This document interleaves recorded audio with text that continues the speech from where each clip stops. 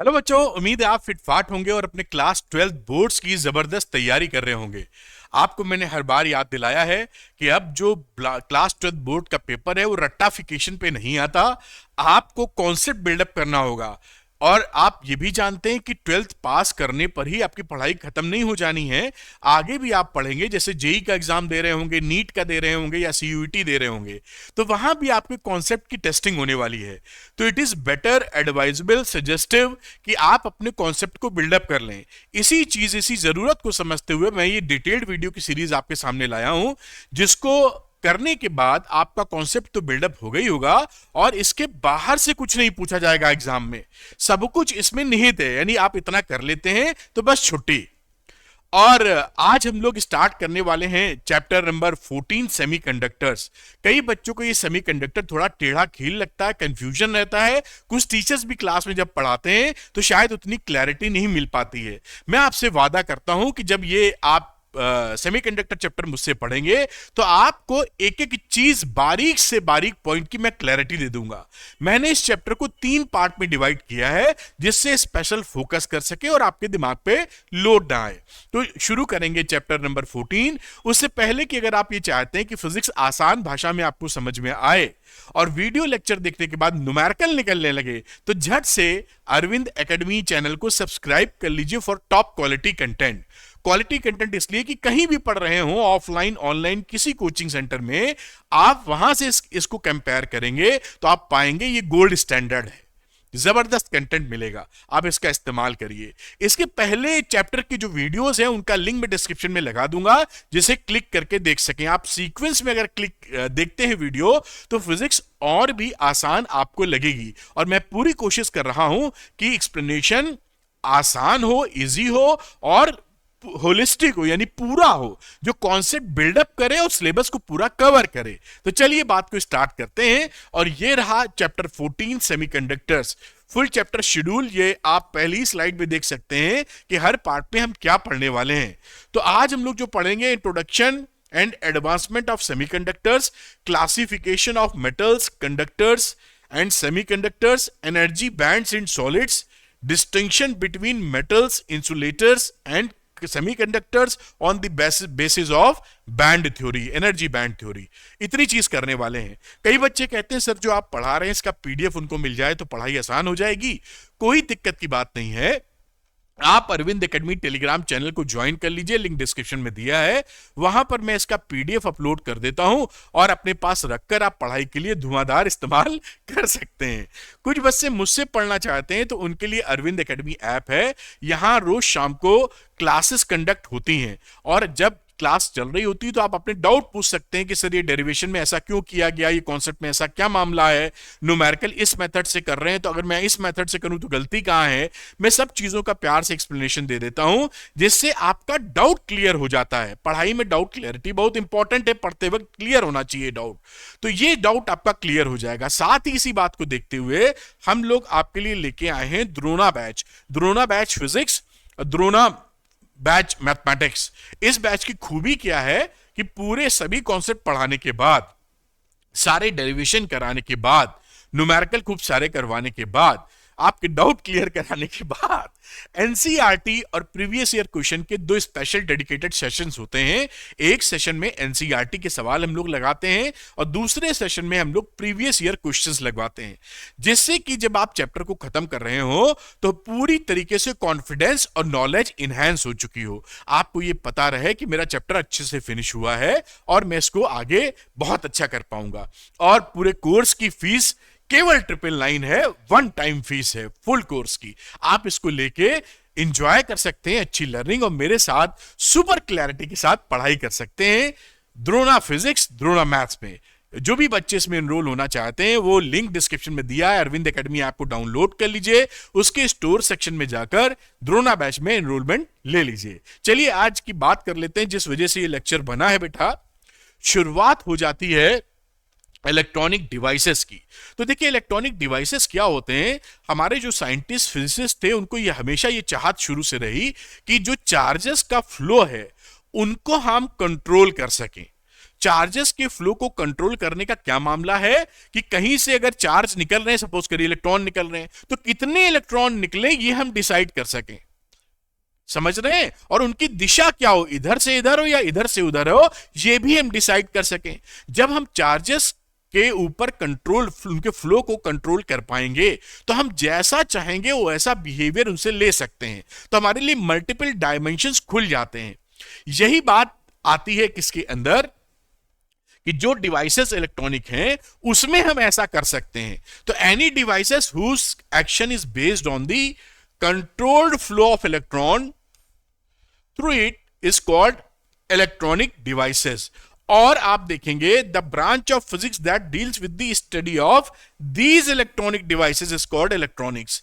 इन electronic devices की study करने के लिए जो फिजिक्स की ब्रांच बनी है उसको हम इलेक्ट्रॉनिक्स बोलते हैं। और इलेक्ट्रॉनिक डिवाइसेस क्या मैंने आपको बताया, जिसके अंदर चार्जेस का फ्लो आप कंट्रोल कर सकें, और जो ब्रांच है वो इलेक्ट्रॉनिक्स हो गई। अब इलेक्ट्रॉनिक डिवाइसेस ये मेन बेसिक बिल्डिंग ब्लॉक्स थे इलेक्ट्रॉनिक सर्किट्स के। कोई भी इलेक्ट्रॉनिक सर्किट आज के जमाने में आप बनाते हैं तो वहां पर ये उसके मेन कंपोनेंट की तरह इस्तेमाल इलेक्ट्रॉनिक डिवाइसेस हो रहे हैं। चलिए, अब ये जो इलेक्ट्रॉनिक डिवाइसेस हैं ये भाई होते कितने प्रकार के हैं और है क्या मामला? तो ये बेसिकली दो प्रकार के होते हैं। पहले तो हमारे पास केवल वैक्यूम ट्यूब्स ही थी, लेकिन अब एडवांसमेंट हुआ तो आप देख रहे हैं सॉलिड स्टेट इलेक्ट्रॉनिक डिवाइसेस आ गए। अब हम दोनों की बात भी करेंगे। जो वैक्यूम ट्यूब्स थी, these include vacuum diodes, triodes and pentode. ये भी देखेंगे जो वैक्यूम ट्यूब्स होती हैं उसमें अगर दो फिलामेंट लगे होते हैं तो उनको डायोड बोलते हैं, तीन होते हैं तो उनको ट्रायोड, और अगर पेंटोड में अगर 5 होते हैं तो इस तरीके से वैक्यूम ट्यूब्स बेसिकली क्या होती थी, आपने अगर पुरानी टीवी देखी होंगी जो बल्कि होती थी, पीछे से बहुत चौड़ाई होती थी उनकी, अभी मैं फोटो दिखाऊंगा भी, तो ऐसे ट्यूब्स होती थी। इसके अंदर 2 फिलामेंट अगर ऐसे लगे हैं, मैंने तो काफी देखा है इसको क्योंकि मेरे घर में पहले वैसी ही टीवी थी बहुत पहले। तो यहां से ये वैक्यूम ट्यूब हो गई, वैक्यूम ट्यूब, और इसके अंदर 2 इसके एक कैथोड एनोड लगाते हैं, भी चर्चा करेंगे। ये आपका डायोड हो गया। इसी तरह 3 घुसेड़ देंगे फिलामेंट, 3 4 घुसेड़ दे, 5 घुसेड़ दे, तो इस तरह से बनेंगे। इसके अंदर वैक्यूम भी क्रिएट करते थे, अभी बात करेंगे डिटेल में। सॉलिड स्टेट डिवाइसेस क्या है, जैसे हम लोग इसी चैप्टर में पीएन जंक्शन वगैरह पढ़ते हैं तो सॉलिड स्टेट होता है। तो उसमें आपको ये इसमें चार्ज इसी के अंदर फ्लो होता है और काफी छोटा हो जाता है। ये बल्कि होते थे, अभी समझेंगे इसकी बात हम लोग। यहां पर मोटे तौर पे हम ये जान पाए कि जो इलेक्ट्रॉनिक डिवाइसेस थी वो 2 प्रकार की हैं, एक वैक्यूम ट्यूब्स और एक सॉलिड स्टेट इलेक्ट्रॉनिक डिवाइसेस। अब एक एक करके इनके बारे में समझ लेते हैं कि इनके फायदे घाटे क्या रहे हैं। तो बात करते हैं वैक्यूम ट्यूब्स की। जैसे मैंने एक एग्जांपल लिया था, थोड़ा मोटा कर देते हैं। जैसे ये मान लीजिए वैक्यूम क्रिएट किया गया है, बड़ा सा बना रहे हैं। यहां ये एक इलेक्ट्रोड है और दूसरा इलेक्ट्रोड यहां हमने डाल रखा है ऐसे, और इसके अंदर होता है वैक्यूम। और ये वैक्यूम ये क्या है, दीज आर वैक्यूम ट्यूब्स। मान लीजिए ये कैथोड है और ये आपका एनोड है। यहां से इलेक्ट्रॉन निकलेंगे और यहां पर इलेक्ट्रॉन जाएंगे। जुड़ा नहीं हुआ है, इलेक्ट्रॉन का जो फ्लो है वो इस तरीके से हम करवाते हैं। और किस बेसिस पे होता था, थर्मल एनर्जी के बेसिस पर। तो हम अभी देखते हैं कि ये मामले क्या क्या हैं, कि करके मैं क्लैरिटी दे दूंगा जिसे आप समझ पाए, एग्जैक्ट कॉन्सेप्ट और मजा ले पाए सरल भाषा में। तो important features of vacuum tubes, in vacuum tubes electrons are obtained from heating cathode, heated cathode, and the flow of electrons is controlled by varying the voltage between the different electrodes। यहां पर इसको heat up करते थे बिजली से, तो ये heat up होकर इलेक्ट्रॉन निकालेगा, और जो इलेक्ट्रॉन निकलकर इस पर जाएंगे, ये देखिए कैथोड था और ये एनोड था। तो एनोड, इन दोनों के बीच में पोटेंशियल डिफरेंस बदल बदल कर जो इलेक्ट्रॉन निकलने और पहुंचने हैं उसको हम कंट्रोल करते थे। मान लीजिए बहुत सारे इलेक्ट्रॉन निकले और हमें यहां पर केवल 100 निकले और 5 चाहिए, तो हम इसका जो पोटेंशियल है वो निगेटिव लगा देंगे, तो 100 में से 95 को रोक देगा, 5 ही पहुंचे। और 100 निकले और 100 चाहिए तो इसका पॉजिटिव कर देंगे, सबको आकर्षित कर लेगा। प्लेट है ना, नेगेटिव को आकर्षित करती है। इस तरह से हम इलेक्ट्रॉन के नंबर्स को हम कंट्रोल करते थे। किस बेसिस पर? एक तो हीटिंग करा के निकाल रहे हैं और दूसरा पहुंचने से रोकना है या सब पहुंचना है, उसके लिए पोटेंशियल डिफरेंस। दो पैरामीटर हो गए, हीटिंग एंड पोटेंशियल डिफरेंस। इनकी वजह से हम इसको कंट्रोल करते जाते थे, फ्लो ऑफ चार्जेस को। दूसरी बात, ए वैक्यूम इज नेसेसरी। इसके अंदर ये जो वैक्यूम है, वैक्यूम का मतलब सन्नाटा, जहां एयर भी ना हो, कुछ भी ना हो, उस वैक्यूम को क्रिएट करना जरूरी था इसमें, वैक्यूम ट्यूब्स में। क्यों? क्योंकि जब इलेक्ट्रॉन निकलेंगे और एयर मॉलिक्यूल से अगर टकराएंगे तो एनर्जी लूज कर जाएंगे, तो हमारे लिए बचेगा क्या? हमें तो इलेक्ट्रॉन से एनर्जी ही चाहिए होती है ना, जब पहुंचे तो एनर्जी लेके पहुंचे। तो इसलिए एयर भी नहीं होनी चाहिए। हमारी मजबूरी थी कि हम इसको वैक्यूम ट्यूब बनाएं, यानी शक करके एयर निकाल लें, कुछ भी नहीं रहे, सन्नाटा रहे, तो इलेक्ट्रॉन जब जाए तो खुलेआम उस मर्जी का मालिक। मैदान में कोई नहीं है, फुटबॉल खेलो आप अकेले। तो ये कहानी। As the electrons can flow only in one direction. अब यहां पर मामला हो गया कि एक जगह से इलेक्ट्रॉन निकलेंगे कैथोड से और एनोड पे जाएंगे, तो साहब एक ही डायरेक्शन में तो फ्लो ऑफ चार्ज हो सकता है, कैथोड से निकलकर एनोड में। इस वजह से हम इसको वैक्यूम वॉल्व भी कहते थे। वॉल्व जो होता है, जो आपकी साइकिल में होता है, आपकी स्कूटी या बाइक में होता है, वॉल्व का मतलब आपके पहिए में वॉल्व रहता है ना, कि आप हवा भरते हैं तो एक साइड जाती है, वापस निकल के नहीं आती है, तो उसे बोलते हैं वॉल्व। वॉल्व का हार्ट में भी ऐसा ही वॉल्व होता है।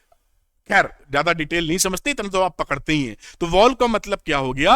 वन डायरेक्शन का फ्लो, ए टू बी जाए, बी टू ए ना आए। यही कार्यक्रम इसमें हो रहा है। तो ये इलेक्ट्रॉनिक वॉल्व्स की तरह बिहेव करते थे, वैक्यूम वॉल्व्स की तरह बिहेव करते थे। तो हम एक ही डायरेक्शन में मोशन करा पाएंगे, दो तरफ नहीं करा पाएंगे इससे। बल्कि and consume high power and operate at high voltage. अब क्या था, इसी वजह से बड़े बड़े थे भाई, वैक्यूम ट्यूब बनाना पड़ रहा है ना, तो ये बल्कि थे और ज्यादा पावर खाते थे, ज्यादा बिजली खाते थे, और साथ में हाई वोल्टेज पे ये चलते थे। 100 वोल्ट से ज्यादा कम वोल्टेज पे चल नहीं पाएंगे। तो पुरानी टीवी जो थी, और इसमें एक दिक्कत हुआ करती थी, लिखी है कि नहीं, यहां नहीं लिखी, मैं बता दूं। उसमें दिक्कत ये होती थी कि जैसे आप स्विच ऑन करो तो इसको हीट होने के लिए ना कुछ सेकंड चाहिए होते थे, 2 सेकंड, 3 सेकंड, 4 सेकंड। तो पुरानी टीवी जो आती थी, जो आपने शायद देखी नहीं होगी, यूट्यूब पर सर्च मार के देख सकते हैं। जैसे मेरे घर में टेलीविस्टा थी पहली टीवी, 1984 के आसपास खरीदी गई थी। मोहल्ले में 2 ही 3 टीवियां होती थी उस समय। तो वो टीवी जो थी, उसमें ऑन करो जब आप, तो फट से स्क्रीन नहीं चलती थी, स्क्रीन ऐसे आती थी। मतलब जैसे जैसे गर्म हुआ कैथोड, इलेक्ट्रॉन गए, तो इट विल टेक 2-3 सेकेंड्स, ठक से नहीं खुलती थी। आज की स्क्रीन खोलिए, जैसे ही ऑन करोगे ठक से खुल जाएगी। वहां ठक से नहीं खुलती थी स्क्रीन, ऐसे आती थी। आप समझ पाए होंगे। इसी वजह से, क्योंकि आपको हीटिंग के लिए टाइम देना पड़ता है। क्या हीट होगा तो इलेक्ट्रॉन छोड़ेगा और इलेक्ट्रॉनिक सर्किट कंप्लीट होता जाएगा। बात समझ पाए होंगे। और they have limited life and low reliability. इसकी लिमिटेड लाइफ थी और भरोसेमंद डिवाइसेस नहीं थी। कब फूक जाएं, कब टूट जाएं, कोई भरोसा नहीं है। तो इसका कहानी क्या हो गई? लिमिटेड लाइफ, क्योंकि हीटिंग इफेक्ट पे काम कर रहा है तो बहुत लंबे समय तक चल नहीं पाती थी, और साथ में रिलायबिलिटी भी कम थी। अब क्या हुआ? सॉलिड स्टेट डिवाइसेस फील आना शुरू हुआ 1930 के आसपास। ये रियलाइज हुआ कि हम इलेक्ट्रॉन के फ्लो को सीआरटी, ये जो वैक्यूम ट्यूब्स हैं, इसके अलावा कुछ सॉलिड मटेरियल के थ्रू भी इसमें काम कर सकते हैं, इलेक्ट्रॉन के फ्लो को कंट्रोल कर सकते हैं। अब ये जब चीजें पकड़ में आने लगी तो इस पॉसिबिलिटी को एक्सप्लोर किया गया और पता लगा ये पॉसिबिलिटी एक्सप्लोरेबल या सच साबित हुई। तो यही लिखा हुआ है, इन 1930s it was first realized that some solid state semiconductors are and their junctions offer the possibility of controlling the number and direction of flow of charge। यानी ऐसी डिवाइसेस मिल गई। सॉलिड स्टेट का मतलब एक सॉलिड मटेरियल जो गिरा दो तो जल्दी टूटे ना और वैक्यूम ट्यूब गिराओगे तो फट से टूट जाएगी। तो सॉलिड स्टेट सेमीकंडक्टर मटेरियल मिले जिनके अंदर ये पॉसिबिलिटी आ गई कि आप नंबर ऑफ चार्ज कैरियर को कंट्रोल कर सकें और डायरेक्शन इधर से इधर या इधर से इधर भेजना हो तो भी कंट्रोल कर सकें। तो ये बड़ी बड़ी मजेदार चीज होने की उम्मीद बन गई। और इसके फायदे क्या है अभी अगली स्लाइड में देखेंगे। इसी बात को देखते हुए जो सेमीकंडक्टर है are the basic material used in the present solid electronic devices like junction diode, जो पीएन जंक्शन डायोड हमारे कोर्स में अभी है उसको पढ़ेंगे। आजकल जो बनता है वो सॉलिड स्टेट डिवाइसेस यूज होती हैं। या उसके बाद ट्रांजिस्टर, 3 इलेक्ट्रोड, ये हमारे कोर्स में नहीं रह गया है। ट्रांजिस्टर जिसकी डिस्कवरी 1948 में हुई थी, काफी काम का है लेकिन कोर्स में नहीं है। और इंटीग्रेटेड सर्किट्स ये भी हमारे कोर्स में नहीं है, लेकिन ये सब पॉसिबल तभी हो पाए जब हमारा सेमीकंडक्टर्स 1930 में रियलाइज करके डेवलपमेंट चालू हो गया। अब हम ये देखते हैं कि जो ये सेमीकंडक्टर आए हमारे जीवन में, ये क्या खुशखबरी लेके आए। भाई वैक्यूम ट्यूब्स तो थी ही, उसके ऊपर फायदा इन्होंने दिया क्या, तभी तो दुनिया ने अपनाया। तो देखते हैं कि इन्होंने फायदा क्या ऑफर किया।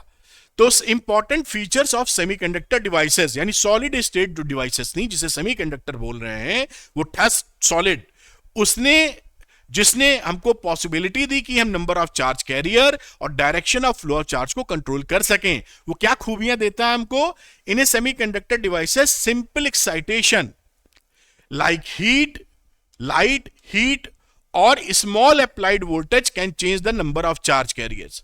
इसमें बहुत कम सेमीकंडक्टर्स में लाइट से ही हम इसको एक्साइटेशन दे सकते थे, इलेक्ट्रॉन निकलना चालू हो जाता, चार्ज कैरियर फ्लो होना चालू हो जाते। बहुत ही कम वोल्टेज पे ऑपरेट होने लगेगी, हीट थोड़ी दे देंगे तो भी ऑपरेट हो जाएगी। जबकि जो वैक्यूम ट्यूब थी वहां पर भाई उसको हीटिंग से ही काम बनेगा और अप्लाइड वोल्टेज ज्यादा चाहिए, 100 वोल्ट से ऊपर, इसलिए ये फट से काम करने लगी कि भाई कम पे ही काम हो जाएगा हमारा। दूसरा, the charge carrier flow in solid state itself, इसके लिए कोई वैक्यूम की जरूरत नहीं पड़ी। वैक्यूम ट्यूब्स में वैक्यूम की जरूरत थी जिससे इलेक्ट्रॉन टकरा ना जाए एयर मॉलिक्यूल से। यहां पर वैक्यूम का चक्कर ही नहीं है, क्योंकि सॉलिड डिवाइसेस तो ये सॉलिड रहता है ना। जैसे कि आपको फील कराने के लिए आप समझ लीजिए ब्रिक देखी होगी, ईंटा आपने सोच लीजिए वो एक समझा रहे, वो सॉलिड है, पत्थर एक वो सॉलिड है। तो उस तरह का सॉलिड स्टेट डिवाइस था, तो उसमें वैक्यूम बनाने की क्या आवश्यकता, उसी के अंदर चार्ज फ्लो करते हैं, कुछ भी नहीं करना आपको, अंदर चार्ज फ्लो करेंगे, इसलिए वैक्यूम ट्यूब्स बनाने से हम बच गए। Semiconductor devices are small in size, अब ये बहुत छोटी साइज में आ गई, कम पावर कंज्यूम करने लगी और लो वोल्टेज पे काम करने लगी, यानी बल्ले बल्ले होने लगा। साइज में छोटा, कम वोल्टेज पे काम करना, कम पावर कंजम्पशन करना, तो फायदे ही फायदे नजर आने लगे। ठीक, अब it does not require any cathode heating, ये कैथोड हीटिंग इसको चाहिए नहीं थी इलेक्ट्रॉन निकालने के लिए। तो इससे क्या रहा कि ये तुरंत एक्टिव हो गई। So it starts operating as soon as is switched on. आज की टेलीविजन जैसे ही स्विच ऑन करोगे फट से खुल जाता है, क्योंकि इसको हीटिंग नहीं चाहिए, तुरंत चार्ज फ्लो करना शुरू कर देते हैं। ये इसका एडवांटेज है। वो डिले जो हो रहा था वो डिले खत्म हो चुका, फट से खुल जाता है मामला। और they have long life and high reliability, क्योंकि ये सॉलिड स्टेट है तो, और हीटिंग पे काम नहीं कर रही, काम करा सकते हैं हीटिंग पर, नॉर्मली नहीं काम करा रहे, तो इसमें हीटिंग भी है तो बहुत कम हीटिंग है, इस वजह से रिलायबिलिटी ज्यादा हो गई और इसकी लाइफ काफी ज्यादा हो गई, रगड़ हो गए कि मतलब घिसो कस के कोई भी खराबी नहीं आने वाली जल्दी। इस तरह के सॉलिड स्टेट डिवाइसेस ने कमाल किया हमारे जीवन में। अब हमारे जीवन में इसका सबसे बड़ा एग्जाम्पल आपको मैं दे देता हूं, वो है ये टेलीविजन का छोटा होना। बाकी 75 एग्जाम्पल और है।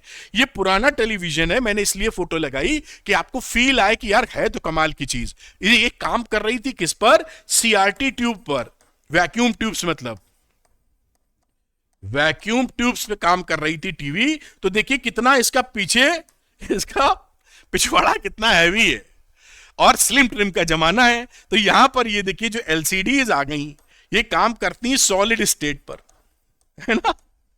तो ये एकदम एकदम पतली हो गई। अब देखिए जिस पैनल पे मैं पढ़ा रहा हूं इसकी मोटाई मुश्किल से 3 इंच होगी। नहीं, पहले तो लगाना ही मुश्किल था पैनल।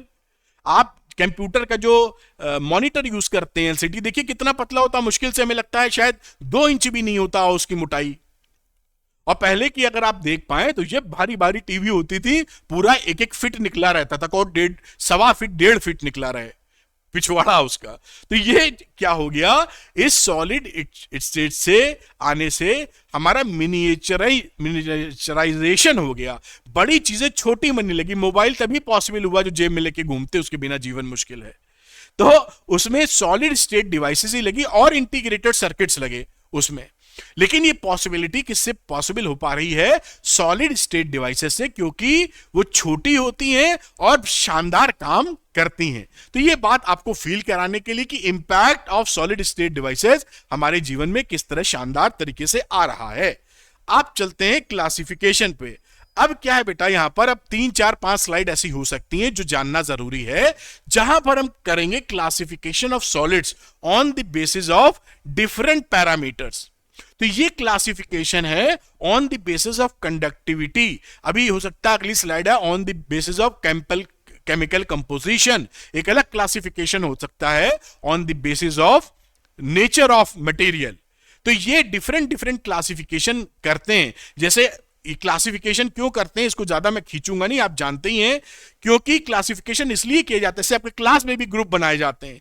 सिंगिंग के लिए 5 लड़के पकड़ लिए क्लास से 40-45 लड़कों में, पढ़ाकू जनरल नॉलेज के लिए अलग ग्रुप बन गया 5 लड़कों की टीम, डांसिंग के लिए अलग, क्रिकेट मैच के लिए अलग, फुटबॉल मैच के लिए अलग। सब में एक ही लोग तो रहते नहीं है, इसलिए कि जब जिस क्लासिफिकेशन जिन लोगों की जरूरत हो उस क्लासिफिकेशन में से टॉप पिक्स कर लें, या उसको हम समझ लें कि सिंगिंग वाले ये लड़के थे, डांसिंग वाले ये थे, पढ़ाई वाले ये थे, क्रिकेट खेलने वाले ये थे। तो क्लासिफिकेशन इसलिए जरूरी है, सब मिला होगा आपस में तो हम समझ नहीं पाएंगे। अगर हम ये चाहें कि पढ़ाई वाले लड़कों को और जबरदस्त टॉपर बना दें, तो हमें पता तो होना चाहिए कि पढ़ाई वाले लड़कों के प्रॉपर्टीज क्या होती है, उनका एक क्लासिफिकेशन करना होगा कि पढ़ाई वालों को क्या क्या चीजें चाहिए, कैसे कैसे सपोर्ट मिले, वगैरह वगैरह।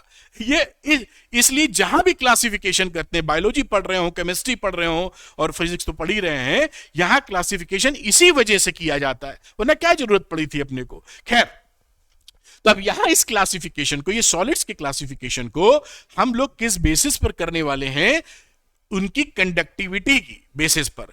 तो यही बात यहां लिखी है, सब पूछ लिया जाता है, थोड़ी फिगर पकड़ के रखिएगा। On the basis of their relative values of electrical conductivity या रेजिस्टिविटी, जो इसका रेसिप्रोकल होता है, तो on the basis of conductivity या on the basis of resistivity के बेसिस पर इसको हम लोग, किसी को बोलेंगे मेटल, किसी को बोलेंगे इंसुलेटर, किसी को बोलेंगे सेमीकंडक्टर। ठीक, अब ये जो फिगर्स हैं ये सैंक्रोसेंट नहीं है, मतलब इस तरह नहीं कि फिक्स है कि बस इसके इधर आए तो काम खत्म ना। ये एक आप, ये मैंने लिखा भी है, जैसे बच्चा कॉन्सेप्ट बिल्डअप करे, ये एक आपको अप्रोक्सीमेट फिगर दी गई है, इंडिकेटिव वैल्यूज हैं, ये एक दूसरे को ब्रीच कर सकती हैं। मान लो किसी से बोला 10 से ऊपर गए तो तुम सेमीकंडक्टर बन जाओगे, तो ऐसा नहीं कि 11 होते ही वो सेमीकंडक्टर बन जाएगा। बात समझ रहे हैं ना, एक ये अप्रोक्सीमेट वैल्यूज हैं, तो कॉन्सेप्ट बिल्डअप करके रखिएगा, उसके आसपास वैल्यूज हैं, एक अप्रोक्सीमेशन है। तो मेटल्स के लिए रो रेजिस्टिविटी, भाई मेटल में ज्यादा कंडक्टिविटी होती है, रेजिस्टिविटी कम होती है। उसी बेसिस पे आप देखें तो रेजिस्टिविटी की वैल्यू कम है, 10⁻², 10 से लेकर रेंज है 10⁻8 ओम मीटर, और ये हो गई कंडक्टिविटी। तो कंडक्टिविटी ज्यादा होती है मेटल्स के अंदर, उसकी वैल्यू 10⁻2 से लेकर 10⁻8 सीमेंस पर मीटर हो गई। इसी तरीके से बात करें इंसुलेटर्स की, जहां पर रेजिस्टिविटी ज्यादा होती है, कंडक्टिविटी कम होती है सेमीकंडक्टर्स में। तो यहां पर रेजिस्टिविटी देखिए ज्यादा हो गई, 10⁻11, 10⁻19 ओम मीटर, और कंडक्टिविटी देखिए, रेंज क्या पढ़ूं आप समझिए रहे हैं, ध्यान रखिएगा थोड़ा सा, ये कम हो गई।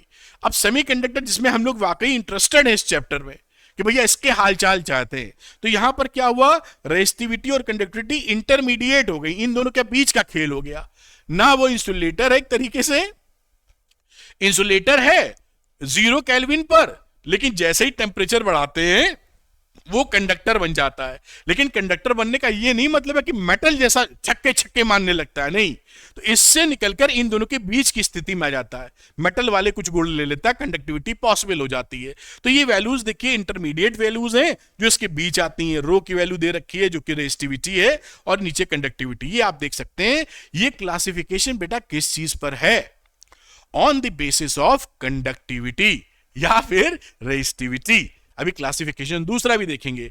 अब यहां जो बातें देखी जाती हैं उसमें सेमीकंडक्टर हमारे लिए इंपॉर्टेंट है इस चैप्टर के लिए, तो उस पर एक स्पेशल फोकस कर लेते हैं कि क्या खास बातें यहां दिख रही हैं।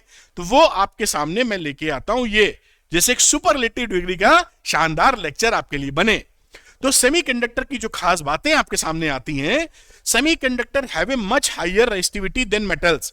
वहां पे कंपेयर किया तो मेटल से ज्यादा रेजिस्टिविटी आपको मिली, मेटल से ज्यादा, ये देख रहे हैं ना आप, मेटल से ज्यादा आपको रेजिस्टिविटी मिल जाती है, 10⁶ तक जा रहा है देखिए। तो रेजिस्टिविटी आपको मेटल की अपेक्षा ज्यादा मिल जाती है। सेमीकंडक्टर का जो टेम्परेचर कोफिशिएंट ऑफ रेजिस्टिविटी है वो निगेटिव होता है और ज्यादा होता है। अल्फा इसका निगेटिव एंड हाई होता है। अल्फा निगेटिव होने का मतलब क्या है, जैसे जैसे टेम्परेचर बढ़ाएंगे इसका रेजिस्टेंस घटता है। नॉर्मली मेटल्स में क्या होता है, टेम्परेचर, मेटल्स में लिखता हूं, मेटल्स के केस में जैसा आप जानते हैं अगर हम टेम्परेचर को T को बढ़ाते हैं तो रेजिस्टेंस बढ़ता है, लेकिन सेमीकंडक्टर में क्या होगा, सेमीकंडक्टर इसका टेम्परेचर बढ़ाएंगे तो रेजिस्टेंस घटेगा। ये पॉइंट नंबर 2 के हालचाल हैं, क्योंकि अल्फा निगेटिव है, मेटल्स का अल्फा पॉजिटिव होता है। ठीक, तो अल्फा निगेटिव होने का मतलब जैसे टेम्परेचर बढ़ रहा है रेजिस्टिविटी घट रही है। तो ये इसके अंदर फिनोमिना देखने को मिला कि कोफिशिएंट जो है temperature coefficient of resistivity which is negative and high, MCQ में पूछ लिया जा सकता है, क्योंकि एमसीक्यू तो आने हैं यहां भी और कंपटीशन में भी। बहुत बढ़िया। Semiconductor have A considerable lower number of density charge carriers की, मेटल की अपेक्षा इसके अंदर जो चार्ज कैरियर्स की डेंसिटी होती है वो कम होती है। भाई मेटल में भरमार होती है फ्री इलेक्ट्रॉन की, फेंको मतलब वो चालू हो जाएंगे, यहां पर होते हैं लेकिन उससे काफी कम होते हैं। तो charge carrier per unit volume, इसी को बोलते हैं चार्ज डेंसिटी, कि एक यूनिट वॉल्यूम में कितने नंबर ऑफ चार्ज कैरियर हैं, जो कि सेमीकंडक्टर में मेटल की अपेक्षा कम पाए जाते हैं। तो ये कहानी रही सेमीकंडक्टर की। अब हम क्लासिफिकेशन, जो कि अभी हमने देखा था कंडक्टिविटी के बेसिस पर, अब हम देखेंगे केमिकल कंपोजिशन के बेसिस पर। ये भी कंपटीशन वगैरह में आपके लेवल पे पूछ लेते हैं जबरदस्ती, लेकिन हम जबरदस्ती क्या मतलब है, हमको तो नॉलेज होनी ही चाहिए। तो अब देखिए classification on the basis of, semiconductor का क्लासिफिकेशन है केमिकल कंपोजिशन के बेसिस पर। सेमीकंडक्टर का classification on the basis of chemical composition. तो एलिमेंटल एक आते हैं सेमीकंडक्टर, जिसके बारे में काफी कुछ हम लोग पढ़ेंगे और काफी यूज भी होते हैं ये, silicon and germanium elemental semiconductors, और ये प्रचुर मात्रा में आज भी यूज किए जाते हैं, सिलिकॉन जर्मेनियम। फिर आ जाते हैं कंपाउंड सेमीकंडक्टर। इनके देखिए इनऑर्गेनिक ऑर्गेनिक अलग अलग है। इनऑर्गेनिक को याद रखिए, CDS cadmium sulphide, GaAs gallium arsenide, CdSe cadmium selenide, InP indium phosphide. ये क्या है, इनऑर्गेनिक। ऑर्गेनिक में है पॉलीपायरोल और पॉलीथियोफीन, ये इसके ऑर्गेनिक सेमीकंडक्टर्स हैं। 90s के बाद, 1990 के बाद पॉलीमर भी बहुत आ गए थे पिक्चर में, लेकिन अभी भी हमारा जो एलिमेंटल या कंपाउंड सेमीकंडक्टर है ये प्रचुर मात्रा में इस्तेमाल किया जाता है सेमीकंडक्टर डिवाइसेस बनाने के लिए, इसलिए इसको पढ़ना काफी आवश्यक है। तो बेटा अभी हम लोग देखते हैं classification on the basis of nature. तो इस नेचर में देखिए क्लासिफिकेशन ऑफ सेमीकंडक्टर है कि इसका नेचर कैसा होता है, और चार्ज कैरियर के बेसिस पर भी इसको डिटेल में हम लोग अगले पार्ट में पढ़ेंगे, अगले वीडियो लेक्चर में पढ़ेंगे, लेकिन थोड़ा अंदाजा ले लेते हैं कि क्या नेचर होता है। एक है इंट्रिंसिक सेमीकंडक्टर, एक है एक्सट्रिंसिक सेमीकंडक्टर। इंट्रिंसिक सेमीकंडक्टर जो होता है वो प्योरेस्ट फॉर्म ऑफ सेमीकंडक्टर होता है, इसमें जो इंप्योरिटी होती है लगभग नहीं के बराबर होती है। कितनी इंप्योरिटी है, देखिए impurity less than 1 part in 10⁻10। 10⁻10 कितना बड़ा फिगर है, उसमें यानी 10⁻10 लोग अगर हैं तो एक आदमी इंप्योर हो सकता है। तो ये लगभग प्योरेस्ट फॉर्म ऑफ सेमीकंडक्टर है, और कॉल्ड इंट्रिंसिक सेमीकंडक्टर। अब एक्सट्रिंसिक सेमीकंडक्टर जो होता है उसमें हम जानबूझकर कुछ इंप्योरिटी ऐड करते हैं, जिसको हम डोपिंग बोलते हैं, आगे नेक्स्ट लेक्चर में पढ़ेंगे। किस क्यों ऐड करते हैं? जिससे हम उसके नंबर ऑफ चार्ज कैरियर को बढ़ाना चाहते हैं। तो ये क्या हो गया, जैसे दूध में पानी मिक्स करता हुआ ना अपने इंटरेस्ट के लिए, कि थोड़ा ज्यादा 1 लीटर दूध लिया, आधा लीटर पानी मिला दिया, बदमाश हुआ तो एक में 1 लीटर मिला दिया, इसलिए कि ज्यादा दूध दूध पी पाए, मोटी कमाई हो पाए। यही कहानी हमारी एक्सट्रिंसिक के लिए है कि हम उसमें इसलिए कि ज्यादा चार्ज कैरियर आ जाए, जानबूझकर एक लिमिटेड जो चाहिए उतनी इंप्योरिटी डेलिबरेटली मिला देते हैं, उसको डोपिंग बोलते हैं। तो वो हम अगले लेक्चर में पढ़ेंगे। बात लेकिन समझ में आई, intrinsic purest form of semiconductor, extrinsic जहां पर इंप्योरिटी जानबूझ के मिलाई गई है जिससे हम उसका इस्तेमाल कर सकें। बड़ी बढ़िया बात है। अब एक बहुत ही शानदार Amitabh Bachchan of this lecture आ जाते हैं, जिसे बोलेंगे एनर्जी बैंड्स इन सॉलिड्स। तो एनर्जी बैंड है ना, जैसे कि आप फ्रेंडशिप बैंड पहनते हैं, चौड़ाई एक होती है, उसी में बहुत सारी एनर्जीज पास पास होती हैं। अब एनर्जी बैंड को समझते हैं कि ये मामला क्या है, फिर एक झटके में इसको छक्का मार देंगे। तो देखिए है क्या, बोर एटॉमिक मॉडल जो था नील बोर का, जो अभी तक काफी जमाए हुए हैं हाइड्रोजन के लिए, इन्होंने बोला कि जो एटम आइसोलेटेड होता है, ये मान लीजिए न्यूक्लियस है, यहां इलेक्ट्रॉन चक्कर मार रहा है, या मान लीजिए यहां मार रहा है, यहां किसी ऑर्बिट में मार रहा है, तो इसकी एनर्जीज हमारी फिक्स होती हैं कि हम किस ऑर्बिट में ये भाई साहब चक्कर लगा रहे हैं, हम कैलकुलेट कर चुके थे कि इस ऑर्बिट में है तो ये इसकी एनर्जी है। बढ़िया है, सब बढ़िया है। लेकिन होता क्या है कि अकेला एटम तो जिंदगी नहीं गुजारता, इसको तो होते क्रिस्टल फॉर्मेशन करते हैं सॉलिड्स में।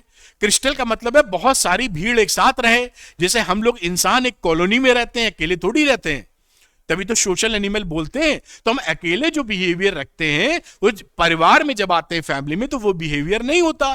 फिर स्कूल कॉलेज में आते हैं जहां हजारों लोग साथ में आ रहे हैं, तो बिहेवियर नहीं रहता, अपने मोहल्ले में सेम बिहेवियर नहीं रहता जो हमारा अकेले में आप शॉर्ट्स पहन के घूमते, कच्छा पहन के घूम सकते हैं, लेकिन आप स्कूल तो नहीं जा सकते। वैसे बिहेवियर विल चेंज, अपनी कॉलोनी में थोड़ी टहलेंगे। मजाक के तौर पर एग्जांपल दे रहा हूं, फील कराने के लिए, ठीक। तो इस एटम के साथ में एक दूसरा एटम जब आएगा कि भाई हम भी हैं तुम्हारे बाजू में, तो अब क्या होगा कि इस एटम पर, इस न्यूक्लियस, इस इलेक्ट्रॉन का प्रभाव पड़ेगा, अट्रैक्शन, रिपल्शन, अगड़म बगड़म।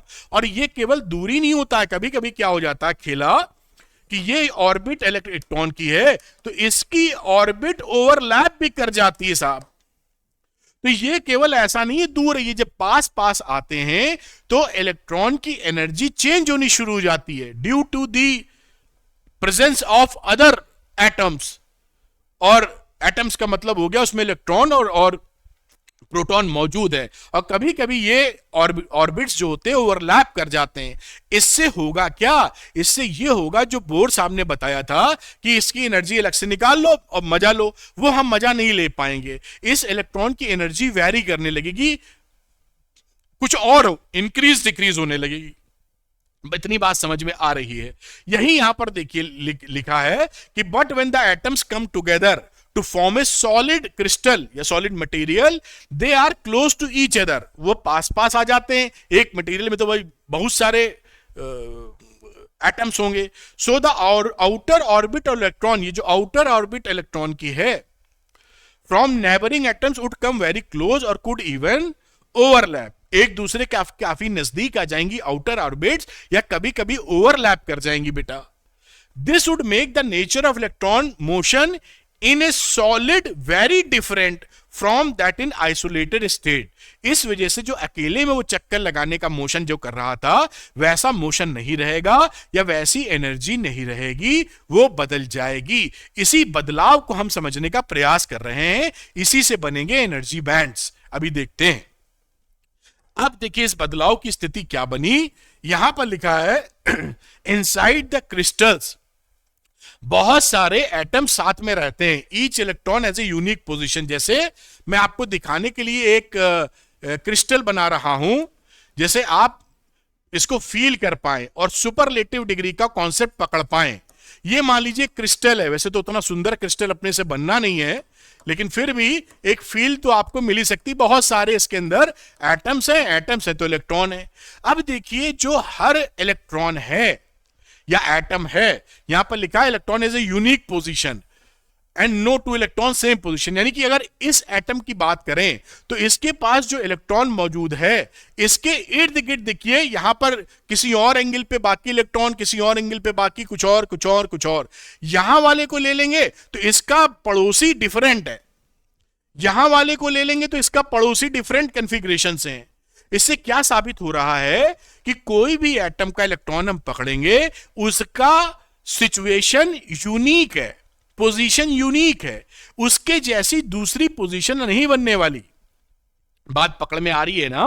क्योंकि हर एटम जिसके पास इलेक्ट्रॉन है उसके इर्द गिर्द पड़ोसी लोग अलग अलग तरीके से हैं। जैसे मकान समझ लीजिए, आपका मकान जो है उसके इर्द गिर्द कुछ और रहता है और दूसरा मकान के इर्द गिर्द कोई और लोग रहते हैं। तो सबकी पोजीशन यूनिक है, तभी तो एड्रेस बढ़ता है कि फला फला फला आपका एड्रेस है, ये मकान नंबर, ये कॉलोनी नंबर, ये डिस्ट्रिक्ट वगैरह जो भी है, तो वो यूनिक प्लेसमेंट हो जाता है। तो यहां पर इनकी जो पोजीशंस हैं ये बहुत ही शानदार मैं बता रहा हूं। नॉर्मली आपको ये क्लासेस में या किसी कोचिंग सेंटर में बातचीत कम की जाएगी या नहीं की जाएगी। अच्छे से कॉन्सेप्ट बिल्डअप करिए, ध्यान से सुनिए मेरी बात। तो यहां पर एक क्रिस्टल में, क्रिस्टल का मतलब है जैसे शुगर क्यूब ले लें, समझाने के लिए बता रहे हो तो मोटी बात हो गई। क्रिस्टल समझते हैं ना, चीनी शुगर क्यूब्स आते हैं ना, चाय में घोल के पीते हैं हम लोग, वैसे शुगर क्यूब समझ लीजिए। उसके अंदर जो बाकी आइटम है उनका अरेंजमेंट कुछ ऐसे ही होगा। तो 2D पिक्चर है, होता तो 3D है, 3D हम बना ना पाएंगे। तो 2D में आपको समझ में आ रहा है कि जो भी एटम है उनका पोजीशन यूनिक है, और एटम के पास इलेक्ट्रॉन है तो उनका सबका पोजीशन यूनिक है, सबके पास अलग अलग कहानी है।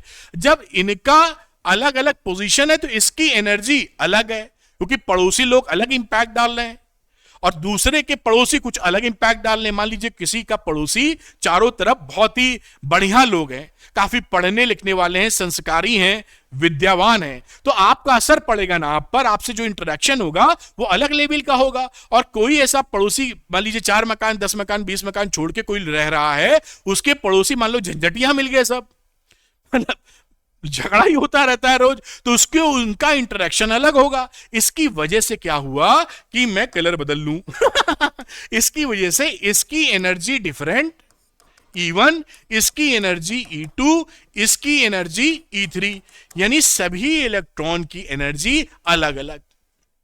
आप क्योंकि इंटरेक्शन सबसे अलग अलग है ना, पड़ोसी सबके अलग अलग है, उनसे इंटरेक्शन अलग अलग है, तो every electron has a different kind of energy. अब ये जो एनर्जी रहती है, ये एनर्जी का कॉन्टिन्यूअस जो हम देखते हैं एक एनर्जी का कॉन्टिन्यूअस डिस्ट्रीब्यूशन, उस कॉन्टिन्यूअस डिस्ट्रीब्यूशन को हम एनर्जी बैंड बोल देते हैं। वरना आपको समझ ही नहीं आएगा एनर्जी बैंड किसे कहते हैं। पूरी पढ़ाई करने के बाद आप पकड़ पाएंगे एनर्जी बैंड। जैसे एनर्जी बैंड क्या हुआ, जैसे रेड कलर लिया और इसमें सारे रेड कलर ही है, उसके शेड अलग अलग हो गए, इतने में आ गए, इतनी चौड़ाई में आ गए, तो इसको बोल देते हैं रेड कलर का कलर बैंड। पता नहीं आता है कलर बैंड, नहीं आता, मुझे नहीं पता, समझ गए ना। तो यहां पर ये जो एनर्जीज हैं, अभी इसके बारे में और घुसेंगे अंदर, इन सबकी एनर्जीज का जो कॉन्टिन्यूअस डिस्ट्रीब्यूशन है, क्योंकि सबकी बदल रही है बहुत, कितने इसमें समझ लीजिए बहुत इनफाइनाइट एनर्जी लेवल हो जाएंगे, हर इलेक्ट्रॉन का अलग भाषण मची हुई है। तो वो जो कॉन्टिन्यूअस डिस्ट्रीब्यूशन ऑफ एनर्जी आ गया, उसी की चौड़ाई को या उसके अपर लोअर लिमिट ले लीजिए, top level of energy, lower level of energy, उसको हम बोल देते हैं एनर्जी बैंड, और इसी को कहते हैं एनर्जी बैंड। अभी इसको और इसका मेटा एनालिसिस करेंगे। पकड़ में आई बात? Very good. आगे चलते हैं। अब आ जाता है फोटोग्राफ आपका वैलेंस बैंड और कंडक्शन बैंड का। अब ये कहते हैं the energy band which includes the energy levels of valence electron. जो वैलेंस इलेक्ट्रॉनों की एनर्जी कैरी करती है, पूरा एनर्जी बैंड है, उसमें डिस्ट्रीब्यूशन हो गया। आप जो वैलेंस इलेक्ट्रॉन को कैरी करती है एनर्जी, क्लोजली स्पेस्ड जो रहती है एनर्जी लेवल्स, उनको हम बोलते हैं वैलेंस बैंड। ये हमने वैलेंस बैंड बना लिया। ये क्या है? Valence band. इसमें कौन से इलेक्ट्रॉन पाए जा रहे हैं? इसमें इलेक्ट्रॉन पाए जा रहे हैं जो वैलेंस बैंड में होते हैं। उनकी ये जो वैलेंस बैंड है, यहां कम एनर्जी कम ज्यादा ज्यादा ऐसे है, लेकिन उनका एक कॉन्टिन्यूअस डिस्ट्रीब्यूशन है और वो क्लोजली पैक्ड है। मतलब अब ये जो अपर लोअर है, ये काफी जमा हुआ है कॉन्टिन्यूअस, इसी बोलते हैं वैलेंस बैंड। अब इसके बाद the energy band above the valence band is called conduction band. अब इसके ऊपर जो एनर्जी लेवल हमको मिलता है उसे हम बोलते हैं कंडक्शन बैंड। Conduction band. और इन बैंडों के बीच में नॉर्मली हमें एक एनर्जी गैप मिल जाता है, यानी इनके बीच में एनर्जी लेवल नहीं होती, तो इसको बोलते हैं energy gap. Energy gap. Normally ये सिचुएशन होती है, लेकिन चीजें बदलती रहती हैं। जैसे मेटल्स में भी बात करते हैं, अब क्या हो जाता है, एनर्जी गैप बदल सकता है। ये जो वैलेंस बैंड का लोवेस्ट एनर्जी लेवल है ये, और हाईएस्ट ऑफ वैलेंस बैंड, ये ओवरलैप कर जाते हैं मेटल्स के केस में। लेकिन अभी के लिए हम ये समझ पा रहे हैं कि यहां पर एनर्जी बैंड जो हमने सीखा, continuous distribution of different energies का जो एक बैंड बना, क्लोजली पैक्ड एनर्जी का एक जमावड़ा बना, वो हमारा इस तरीके से है। वैलेंस बैंड में वैलेंस वाले इलेक्ट्रॉन, कंडक्शन बैंड में कंडक्शन वाले। जो वैलेंस, अब यहां पर देखिए क्या होता है, यहां पे इन्होंने बात भी की है मेटेलिक के लिए। जो मेटल्स होती हैं उनमें ये कंडक्शन बैंड कभी कभी वैलेंस बैंड से ओवरलैप कर जाता है।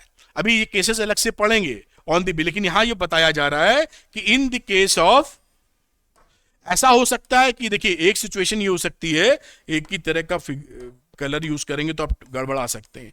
ये देखिए कंडक्शन बैंड, ये है वैलेंस बैंड, ये कंडक्शन बैंड, और इसके बीच में ईजी जो एनर्जी बैंड है वो कम हो, ये हो सकता है, ज्यादा हो ये हो सकता है, या ऐसा हो सकता है कि जो कंडक्शन बैंड है और जो आपका वैलेंस बैंड है, देखिए ये ओवरलैप कर गया। ये पीला वाला हमारा क्या था, वैलेंस बैंड, और ये हरा वाला आपको दिख रहा होगा कलर, ऐसी उम्मीद कर रहे हैं, ये हो गया कंडक्शन बैंड। तो दे आर ओवरलैप्ड। यहां पे अगर एजी कम हुआ एनर्जी बैंड, तो यहां नॉर्मली वैलेंस बैंड में ये कभी इंप्टी नहीं होता। अभी सारे डिस्कशंस करेंगे हम लोग, एक एक चीज फाड़ेंगे। वैलेंस बैंड कभी खाली नहीं होता है, फुली फिल्ड होता है, या फिर हाईएस्ट टेम्परेचर पर कुछ इलेक्ट्रॉन कूदकर ऊपर चले जाते हैं, लेकिन वैलेंस बैंड कभी खाली नहीं होगा। कंडक्शन बैंड 0 केल्विन पर खाली होता है नॉर्मली।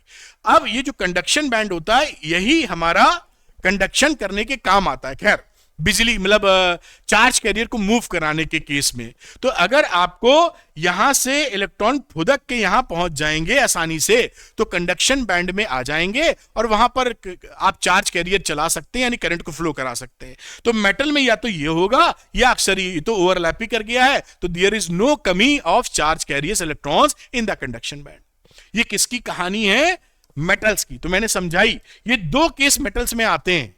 मैं भी और समझाएंगे मेटल के बारे में अलग से, लेकिन आपको समझ में आ रहा है ना कि जो वैलेंस बैंड नीचे था एनर्जी लेवल, कंडक्शन बैंड ऊपर था, वो हमेशा ऐसा नहीं रहता। अलग अलग मटेरियल में उनकी कहानी बदलती है। तो कंडक्शन बैंड और वैलेंस बैंड ये दोनों ओवरलैप, ये वैलेंस बैंड, ये कंडक्शन, ये ओवरलैप कर सकते हैं या ये पास हो सकते हैं। एनर्जी बैंड जो बीच का गैप है, एनर्जी गैप, वो काफी कम हो सकता है। खैर, इतनी बात आप पकड़ पाए होंगे। अब एक कदम और लेके चलते हैं आगे, जिससे पूरी जबरदस्त क्लैरिटी मिले। अभी एनर्जी बैंड बनते क्यों, इसकी भी चर्चा करेंगे ग्राफ से, उसको भी समझाएंगे। तो if there is some gap between the conduction band and the valence band, जैसे मैंने बात की थी, ये आपका था बेटा क्या, कंडक्शन बैंड, कलर बदलना ही उचित है, और ये था यहां पर वैलेंस बैंड, और इसके बीच की जो कहानी थी, band electrons in valence band all remain bound and no free electrons are available in the conduction band। तो यहां पर जो इलेक्ट्रॉन होते हैं वो अपना बाउंड होते हैं, ऊपर कुछ नहीं होता। This makes the material insulator. अगर इसके अंदर कोई भी इलेक्ट्रॉन नहीं है, बीच में ये क्या है, एनर्जी गैप, एनर्जी बैंड कह सकते हैं। तो ये इलेक्ट्रॉन यहां मौजूद है, यहां पर नहीं है, और यहां इलेक्ट्रॉनों का फ्लो इसमें होने पर ही होता है, कंडक्शन बैंड में। अगर इलेक्ट्रॉन वैलेंस बैंड में है तो आप करंट फ्लो नहीं कर सकते। करंट फ्लो होने के लिए इलेक्ट्रॉन को कंडक्शन बैंड में होना चाहिए।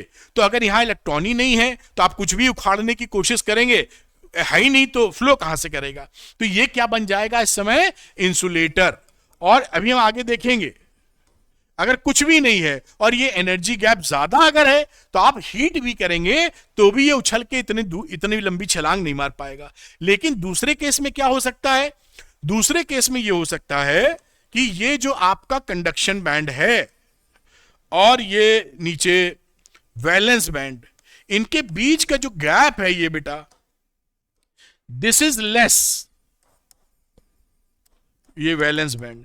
तो लेस होने की वजह से जब इसका टेम्परेचर आप रूम टेम्परेचर से बढ़ाते हैं तो यहां से जो इलेक्ट्रॉन है वो फुदक के यहां चले जाते हैं, उनको एनर्जी मिल गई थर्मल, वो फटाक से निकल गए ऊपर, चले गए कंडक्शन बैंड में। अब जैसे ही कंडक्शन बैंड में चले जाएंगे, पॉसिबिलिटी है या संभावना पूरी बन जाती है कि करंट फ्लो हो सकती है, क्योंकि कंडक्शन बैंड में इलेक्ट्रॉन की मौजूदगी ये साबित करती है कि आपकी करंट फ्लो होने के लिए तैयार है। तो एक तो पॉसिबिलिटी ये बन जाती है जो इसके अंदर लिखी हुई है, well at the same time they will create vacant. और यहां पर जब ये इलेक्ट्रॉन जाता है, मैंने यहां डायग्राम में ऐसे छेदा बना देना चाहिए था, ये इलेक्ट्रॉन मान लो यहां से गया, यहां कुछ इलेक्ट्रॉन है, यहां से गया, तो ऐसे ये बना देते हैं एम्प्टी स्पेस। इन्होंने क्या लिखा है, इसको हम होल बोलते हैं, आगे समझेंगे हम लोग। ये वैकेंट लिख देते हैं, इनकी भाषा एनसीईआरटी की, vacant energy levels in the valence bond, vacant energy level समझ लें। तो यहां पर जब ये आपका होल बन जाएगा तो ये इलेक्ट्रॉन इस होल में जाके अपनी सीट पे बैठ सकता है। इसलिए अब क्या होता है, हम क्या कहते हैं कि कंडक्शन बैंड में अगर इलेक्ट्रॉन है तो करंट फ्लो कर सकता है, वैलेंस बैंड में अगर होल है, जो आगे हम डिटेल में पढ़ेंगे, इसी को हम होल बोल रहे हैं, ये जो होल है ये भी चल सकता है, लेकिन ये कहां चलेगा, वैलेंस बैंड में। जो इलेक्ट्रॉन कूद कर गया है उसने अपनी सीट वैकेंट कर दी थी वैलेंस बैंड में, जहां पर इलेक्ट्रॉन कूदेंगे तो लगेगा होल चल रहा है। अगर ये नेक्स्ट लेक्चर में और डिटेल में पढ़ेंगे, इलेक्ट्रॉन अगर यहां आया तो होल, भाई यहां मान लीजिए होल है, ये इलेक्ट्रॉन है, ये इलेक्ट्रॉन यहां फुदक गया तो इलेक्ट्रॉन यहां पहुंच गया, यहां होल आ गया, अपनी सीट ही छोड़ के गया है, तो ऐसे लग रहा है जैसे होल चल रहा है, यहां से यहां पहुंच गया।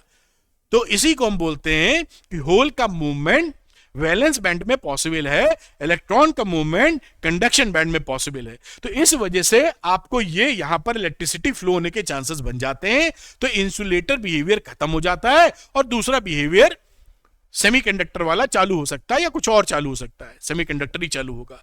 ठीक, तो ये तो इंसुलेटर था, ये कुछ आप सेमीकंडक्टर की फील ले सकते हैं, अभी हम लोग समझेंगे। वैसे समझ में आ गई होगी बात कि इनका खेल क्या है, वैलेंस बैंड, कंडक्शन बैंड। ऐसा हो सकता है उनके बीच में एनर्जी गैप ज्यादा हो, अगर काफी ज्यादा है तो अभी हम देखेंगे कितना हो तो ये इंसुलेटर बनते हैं। मेटल्स के केस में गैप कम होता है या ये ओवरलैप कर जाते हैं एक दूसरे पर बैंड। और तीसरी कहानी सेमीकंडक्टर में इनका गैप कम होता है 3 इलेक्ट्रॉन वोल्ट से, वो अभी पढ़ेंगे हम लोग। अब ये अगली जो बात शुरू होती है वो जबरदस्त शुरू होती है। मैं कलर तो ग्रीन ही लूं जिसमें दुस पे आ जाए। अब ये जो कहानी आपको 2 मैंने ग्राफ लगाए हैं, ये पहले एनसीईआरटी में था ग्राफ, नई एनसीईआरटी में डिलीट कर दिया गया है। ये भी हमने किताब से लिया है जो कि इंपॉर्टेंट है, लेकिन इस ग्राफ के बिना उसमें लिखा है सी द ग्राफ या सी द ब्लॉक डायग्राम, और डायग्राम गायब कर रखा है। एनसीईआरटी की बात कर रहा हूं, क्योंकि वो जान रहे थे कि केवल कहानी लिखने से बच्चा कैसे इतना विजुलाइज कर देगा, अच्छे ना कर पाए, इसलिए डायग्राम बना था। अब वो डायग्राम डिलीट कर दिया एनसीईआरटी को पतली करने के लिए, लेकिन समझ में नहीं आएगा बिना उसके, इसलिए मैं इस डायग्राम का सहारा ले रहा हूं। ये एनसीईआरटी का डायग्राम है जो पुरानी एनसीईआरटी थी, पुरानी मतलब नई वाली में आउट है, लेकिन लिखा है वहां सीधा ब्लॉक डायग्राम, और इसको भी साथ में लिया है जिससे आपको अच्छे से एक और डायग्राम, और जिससे ये जबरदस्त कॉन्सेप्ट क्लैरिटी हम आपको दे सके। तो बात शुरू कर लेना चाहिए हमें। आपको ये पिक्चर क्या बता रही है कि जो एटम अकेले था, जहां पर इलेक्ट्रॉन डिफरेंट ऑर्बिट्स में थे, तो उनका एनर्जी लेवल मजेदार था, अपने आप सेट था, फिक्स था।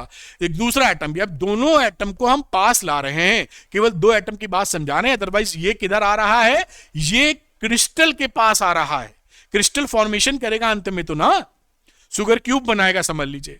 तो शुगर का एक दाना तो नहीं बोलना चाहिए समझाने के लिए, एक एटम पकड़ा हमने और उसको हम पास ला रहे हैं दूसरे एटम से। तो जैसे जैसे ये पास आएगा इसका बिहेवियर बदलता है, हमने देखा था अकेले की कहानी अलग, और जैसे जैसे दूसरों के नजदीक जाएगा इसकी कहानी अलग।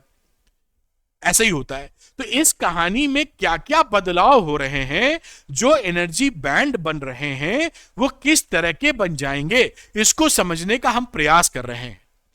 एनर्जीज बदलेंगी ना, इलेक्ट्रॉन जब दूसरे एटम के करीब जाएगा। आपने समझा था अभी कि इलेक्ट्रॉन का मोशन करने का चक्कर भी बदल जाता है, एनर्जी भी बदल जाती है।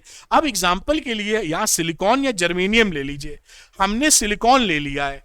सिलिकॉन में टोटल है एटॉमिक नंबर 14 इलेक्ट्रॉन। ये इसका कॉन्फ़िगरेशन है, ये आउटर शेल है। अब यहां जो भी बदलाव होता है वो ध्यान रखिएगा आउटर शेल में ही होता है, इनर शेल में कोई एनर्जी का परिवर्तन नहीं होता।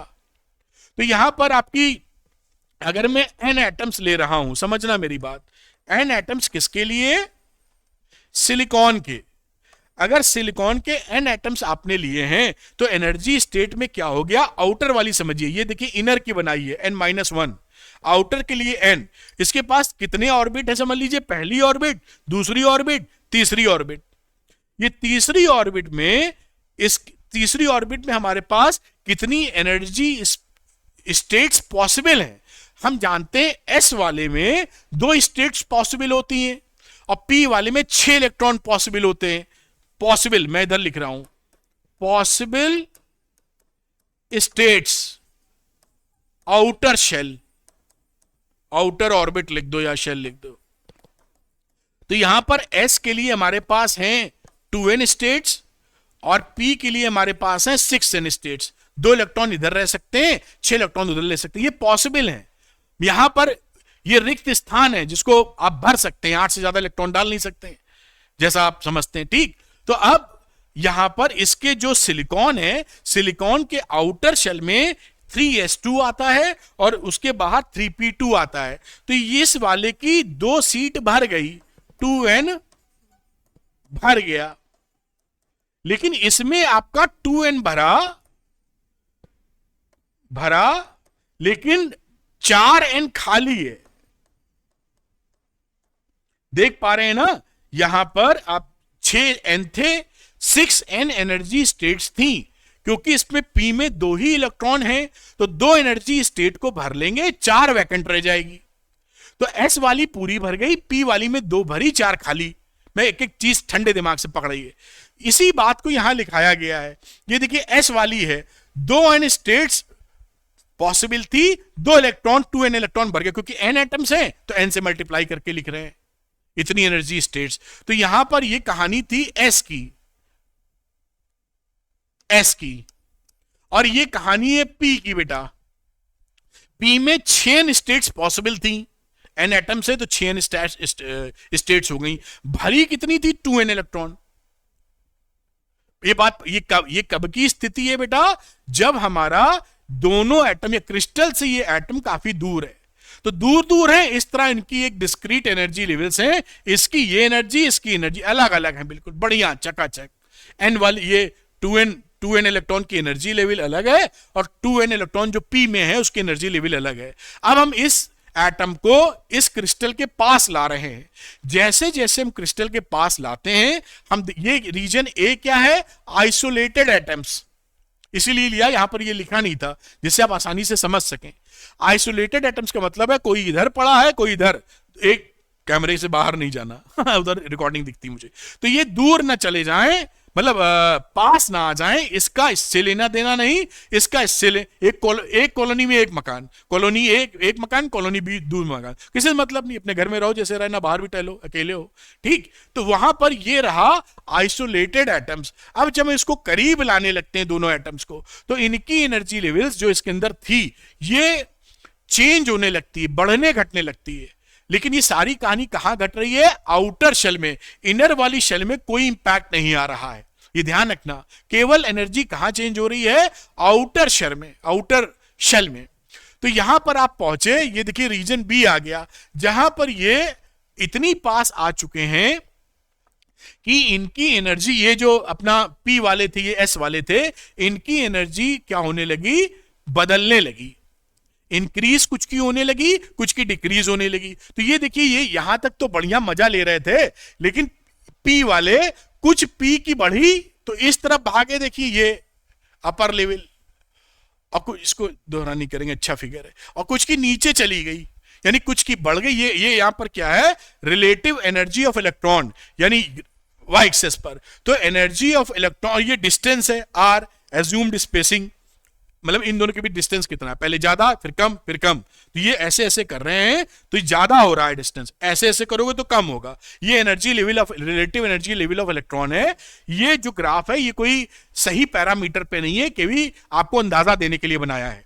खैर अब पास आ गए, इसकी एनर्जी बदली, बढ़ी, इसकी घटी। इसी तरह एन वाले के साथ हुआ, कुछ की बढ़ी कुछ की घटी। शुरुआत में रीजन बी पर इन पे एनर्जी गैप रहा, यहां तो बहुत ही तगड़ा गैप था, फिक्स एकदम, लेकिन ये एनर्जी गैप घटने लगा, लेकिन फिर भी रहा कि हाँ भाई आप डिमार्केशन कर सकते हैं कि एस वालों की जो एनर्जी है वो पी वालों से अलग है भैया, दिख रहा है ये। अब आप और नजदीक लाते हैं इनको, इस एटम को दूसरे एटम या क्रिस्टल के पास और लाते हैं। जब डिस्टेंस घटता है तो हम क्या देखते हैं कि एस वाले की एनर्जी इतनी बढ़ने लगती है कि ओवरलैप कर जाती है किससे, जो लोअर एनर्जी है पी वाले की। ये पी वाले चल रहे थे, इसकी एनर्जी कुछ की बढ़ रही थी कुछ की घट रही थी, तो घटने वाले की और इसकी सबसे टॉप वालों की आपस में ओवरलैप कर जाती है, इसकी देखिए और घट गई। तो यहां पर ये जो रीजन बी के बाद सी आता है, यानी आप और क्लोज ले आए हैं, अब क्रिस्टल इधर, आप यहां पहुंच चुके हैं। उस सिचुएशन में रीजन सी में ये मिल जाती हैं एक दूसरे में, और एनर्जीज को अलग कर पाना संभव नहीं रहता। केवल यहां पर ये टॉप लेवल और लोअर लेवल दिख रहा है आपको, बीच का तो सब एक ही जैसा एनर्जी, कैसे कि ढूंढने कौन अलग है कौन साथ में। बात पकड़ में आ रही है? लेकिन अभी क्रिस्टल फॉर्मेशन नहीं हुआ, अभी ये क्रिस्टल में जाके ठुसा नहीं है, क्योंकि क्रिस्टल तो बनेगा डिफरेंट एटम से ना, तो अभी ये क्रिस्टल के पास है। अब हम क्या करते हैं, रीजन री कंप्लीट करने के बाद रीजन डी में आ जाते हैं। रीजन डी वो क्या है, जब हम इसको क्रिस्टल फॉर्मेशन करा, मतलब क्रिस्टल में शामिल हो गया, कॉलोनी के अंदर मकान ले लिया इसने, यानी आप वहां एटम जाके बैठेगा। तो जब फिर फर्दर आप डिक्रीज करते हैं इस रीजन के बाद, हम देखते हैं कि फिर रीडिस्ट्रीब्यूशन ऑफ एनर्जी होता है, और रीडिस्ट्रीब्यूशन ऑफ एनर्जी होने पर ये देखिए एक एनर्जी लेवल ऐसे बन जाता है और एक एनर्जी लेवल ऐसे बन जाता है। तो देयर इज एनर्जी गैप, यानी ये क्लियर कट एक एनर्जी लेवल ऊपर चला गया, ये देखिए लोअर वाला ऐसे चला गया था, और इस तरह से ये एनर्जी गैप, ये नीचे वाला नीचे आ गया, ये बीच में एनर्जी गैप। ये जो टॉप वाला एनर्जी बन जाता है, इसी को बोल रहे हैं, इसी बात को दिखाने के लिए ये लिखा था this is the conduction band. ये जो एनर्जी है यहाँ, ये कंडक्शन बैंड है, शॉर्ट में लिख रहे हैं। ये जो नीचे वाली दिस इज वैलेंस बैंड। तो यहां पर इस पिक्चर को क्यों लिया था कि आपको दिखा सकें ये कंडक्शन बैंड, ये वैलेंस बैंड, और ये बीच का एनर्जी गैप जो हमने अभी चर्चा की थी। वैलेंस बैंड में वैलेंस वाले इलेक्ट्रॉन सारे शामिल रहते हैं अधिकतर। ये फुल, अभी हम देखेंगे इसकी प्रॉपर्टी भी, जीरो टेम्परेचर पर फुली फिल्ड होती है, और कंडक्शन वाली 0 केल्विन पर खाली होती है पूरी, और बीच में एनर्जी गैप आ गया। अब ध्यान ये रखना है, कई बच्चे समझ नहीं पाते, कई टीचर आपसे वो फील से बात नहीं कर पाते। ये एक बैंड है, बैंड में बहुत सारी एनर्जीज हैं। ये देखिए ये सब तो एनर्जी है ना, ये नीला नीला दिख रहा है, यहाँ। तो ये बैंड का मतलब ही होता है उसमें कई सारी क्लोजली पैक्ड एनर्जीज हैं, लेकिन वो इतनी क्लोजली पैक्ड और पास पास हैं, कॉन्टिन्यूअस सी बन रही हैं कि उनको हम बैंड बोल देते हैं। जैसे कि हमारे पर रेड कलर आवे और रेड का शेड बदल रहा हो, लेकिन बहुत ही धीरे बदले, सब पावर पैक्ड है, तो उसको बोल देंगे रेड कलर का बैंड है भाई, ये बदलाव ले रहा है लेकिन बैंड है। तो it is important to note here दो बातें। यहां जब ये डिस्ट्रीब्यूशन हुआ तो इंटरेस्टिंग बात क्या हुई कि 8 एन स्टेट्स जो थी, टोटल शुरुआत कितने से किया था, 8 एन स्टेट्स से, जिसमें 2 एन स्टेट्स अलग थी, 6 पी वाली अलग थी। यहां पर जब फाइनली डिस्ट्रीब्यूट होता है तो important point to note that 4 N states अलग हो जाती हैं, 4 एन स्टेट्स अलग, दोनों इक्वली डिवाइड हो जाती हैं। तो यहां पर देखिए लिखा है 4 एन स्टेट्स, और कोई इलेक्ट्रॉन इसमें नहीं है, और ये 4 एन स्टेट्स और चारों इलेक्ट्रॉन इसमें भरे हैं। तो वैलेंस बैंड में इलेक्ट्रॉन सारे भर जाते हैं, भरे रहते हैं, और कंडक्शन बैंड में कोई इलेक्ट्रॉन नहीं होता, सन्नाटा रहता है। लेकिन क्या देख पा रहे हैं, 8 एन एनर्जी स्टेट्स टूटकर फाइनली 4 एन अलग और 4n अलग बन गई। अब मजेदार बात क्या है, दोनों का इक्वल डिवीजन होता है। तो ये 4n स्टेट्स का एक बैंड हो गया जिसे आप कंडक्शन बैंड कह रहे हैं। ये 4n स्टेट्स का एक वैलेंस बैंड हो गया। इसका मतलब ये मत समझ लेना कि खटाक से एक पॉइंट आप रख दोगे कि जो वैलेंस बैंड में इलेक्ट्रॉन है उन सबकी एनर्जी एक जैसी है। नहीं, घुसो दिमाग, फिर से सुनो ध्यान से। ये एक बैंड है बेटा, यहां पर एक इलेक्ट्रॉन यहां हो सकता है, एक इलेक्ट्रॉन यहां हो सकता है। क्या इन दोनों इलेक्ट्रॉनों की एनर्जी सेम है? आंसर है नहीं। दोनों हैं जरूर वैलेंस बैंड में, लेकिन वैलेंस बैंड है, बैंड में कोई ऊपर कोई नीचे कोई बीच में हो सकता है, तो इनकी एनर्जी डिफरेंट है। बैंड इसलिए कि क्लोजली पैक्ड है और काफी पास पास एनर्जी होने की वजह से, कॉन्टिन्यूअस की वजह से वो एक साथ हैं, इसलिए बैंड बनाया गया है। बात पकड़ में, ये सब समझना बहुत जरूरी है मजा लेने के लिए, फाड़ देने के लिए सेमीकंडक्टर को। किसी लेवल का एग्जाम आप देवें, ये क्लैरिटी आपको कितने जगह मिलेगी मुझे नहीं मालूम। आप पकड़ पा रहे ना? तो ये जो बैंड है, अगर कोई बोले वैलेंस बैंड में जब तक कहा ना जाए, वरना तो सेम मान लेते हैं, लेकिन वैलेंस बैंड में जो मौजूद इलेक्ट्रॉन है उन सबकी एनर्जी एक जैसी नहीं होती, क्योंकि यहां पर एक बैंड है, कोई यहां मिले कोई यहां। इसी तरीके से कंडक्शन बैंड में पाए जाने वाले इलेक्ट्रॉन, अगर मिलता है इलेक्ट्रॉन, तो उनकी एनर्जी भी एक जैसी नहीं होगी। उम्मीद है आप बातों को समझ पाए होंगे। तो ये पूरी कहानी थी कि फाइनली हमें ये मिला 8n स्टेट से 4n conduction band, 4n valence band और बीच का एनर्जी गैप, जिसकी चर्चा हम ऐसे बना के करते हैं। इसी के अगले में जो बना के आपको ऐसे दिखा रहे थे, ये था वैलेंस बैंड, ये था आपका कंडक्शन बैंड और बीच में एनर्जी गैप। ऐसे बना बना के हम लोग चर्चा करेंगे। इसमें नॉर्मली इलेक्ट्रॉन पाए जाते हैं। वैसे इसमें एक और पॉलीज एक्सक्लूशन प्रिंसिपल है, वो क्या बताते हैं कि डिफरेंट एनर्जी पर दो इलेक्ट्रॉन ही रह सकते हैं, मतलब ऐसे ऐसे रहेंगे कह लीजिए। खैर उतना दिमाग ना लगाएं, उनका कहना था कि भाई वैलेंस बैंड में कई एनर्जी स्टेट्स है ना बेटा, तो एक एनर्जी लेवल पर आपके दो ही इलेक्ट्रॉन संभव है। ये पॉलीज एक्सक्लूशन प्रिंसिपल कहा जाता है इसको। तो यहां पर दो इलेक्ट्रॉन देखिए ऐसे हैं, फिर दो इलेक्ट्रॉन, ये सब है वैलेंस बैंड में, ऐसे भरे हैं, जितनी स्टेट्स थी सब भरी हुई है और ऊपर खाली है, ऊपर मामला खाली, कोई इलेक्ट्रॉन नहीं है। ये पिक्चर आपकी बनती है। इसी पिक्चर को लेकर ये चीजें समझनी है अभी कि मेटल किसे बोले, इंसुलेटर किसे बोले और क्या था सेमीकंडक्टर किसे बोले। ठीक है, तो ये बात आप इससे समझ पाए होंगे। This is very important graph to understand what is happening here. और बैंड का मतलब क्या है? Band is a set of energies, closely packed energies, continuous form में। मजा आ गया।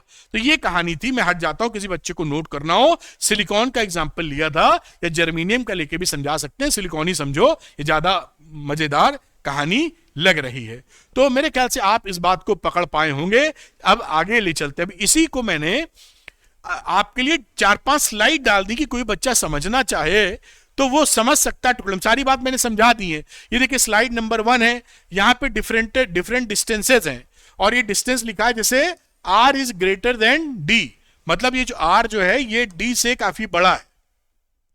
उस समय काफी दूर दूर एटम्स हैं तो कोई इंटरेक्शन नहीं होगा, अलग अलग एनर्जी बनी हुई है आउटर शेल की, ये इसके अंदर लिखा है, बाकी जो मैंने समझाया वही है। फिर इसको पास लाओगे तो जब ये r क्या है, relative spacing between two atoms कह लीजिए।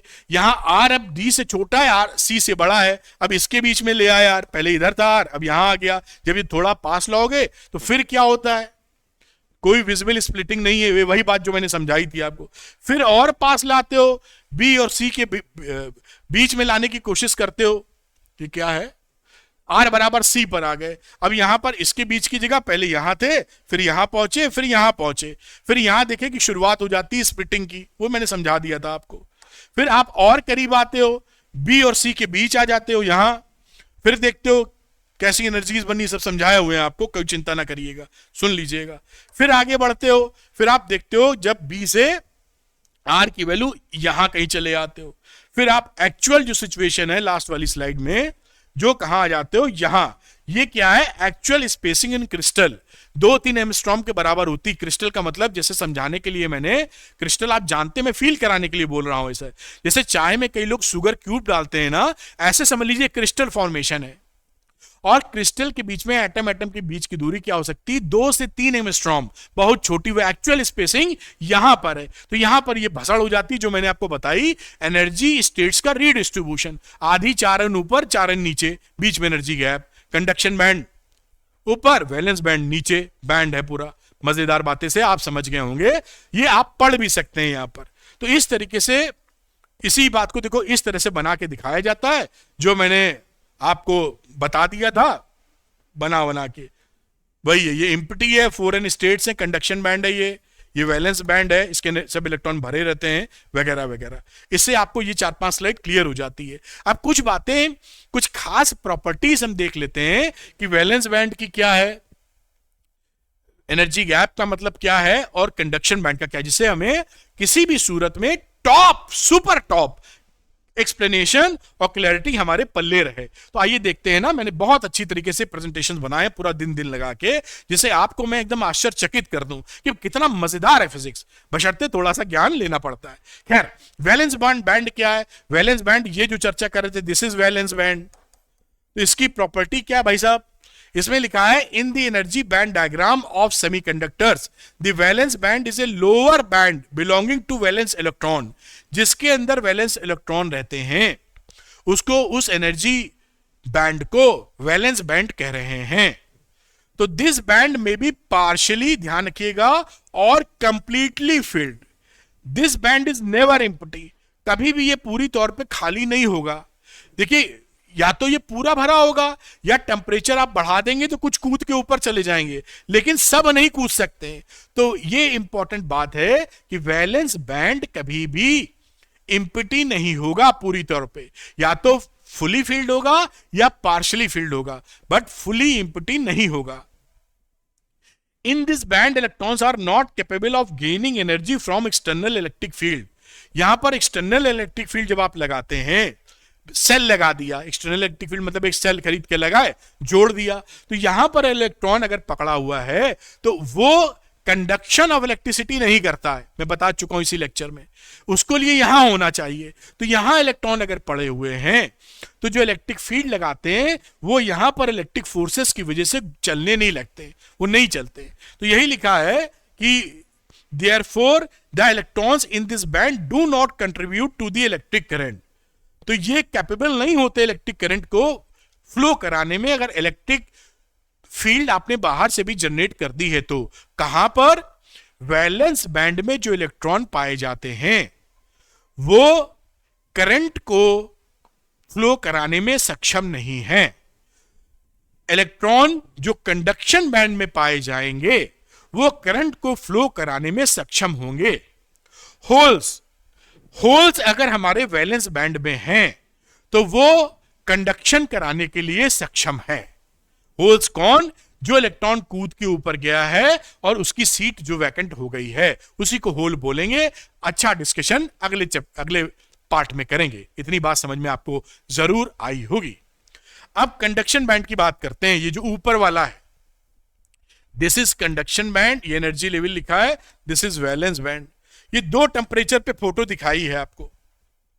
0 केल्विन जैसे कि रूम टेम्परेचर पे समझ लें या T इज ग्रेटर देन 0, ये रूम टेम्परेचर कह रहे हैं, 0 केल्विन है, सॉरी। तो 0 केल्विन की बातचीत कर रहे हैं और ये 0 केल्विन की बात से ज्यादा यानी रूम टेम्परेचर की यहां बात कर रहे हैं।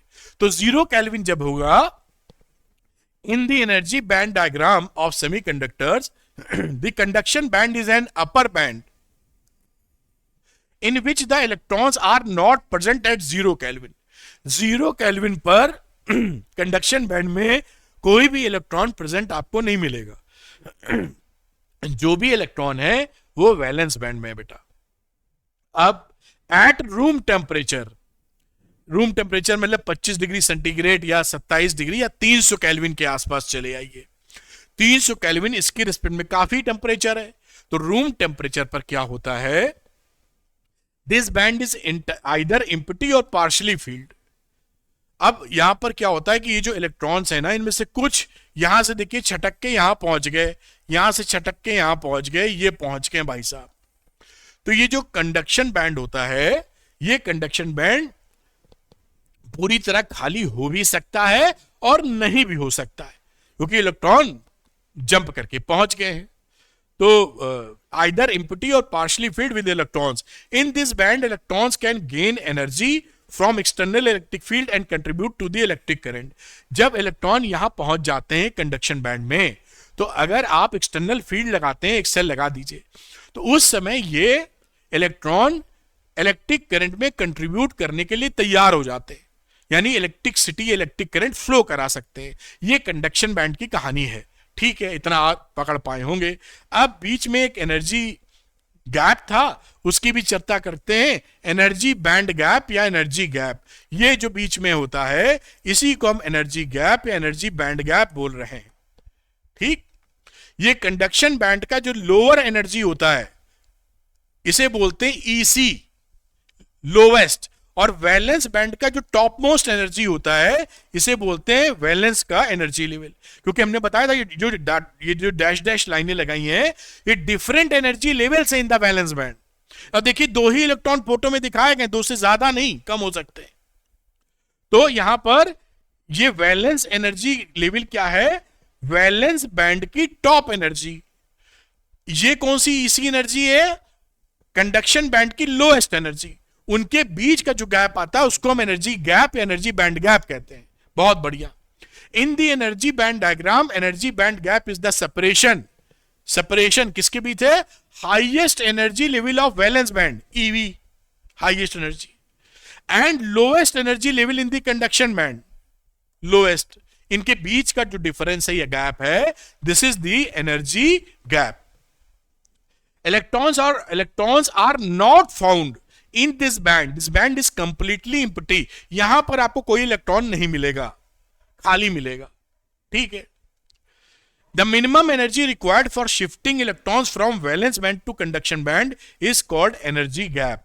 यानी इस इलेक्ट्रॉन को अगर यहां पहुंचाना है, इसको अगर यहां पहुंचाना है, तो इतनी मिनिमम एनर्जी हमको चाहिए। इससे ज्यादा भी लग सकती, नीचे है तो ज्यादा मांगेगा, लेकिन इतनी एनर्जी मिनिमम तो हमको चाहिए, ईजी के बराबर। ईजी आप देंगे तो कुछ इलेक्ट्रॉन यहां से यहां पहुंच सकते हैं। कहां से कहां? वैलेंस बैंड से कंडक्शन बैंड की तरफ, जो इलेक्ट्रिसिटी या करंट को फ्लो कराने में तब सक्षम हो जाएंगे। अब देखिए, अगली चीज आपके बहुत पूछी जाती है, मैं वेरी इंपॉर्टेंट पहले ही कह दूं, और मैंने बहुत ही शानदार तरीके से आपके लिए स्लाइडें बनाई हैं।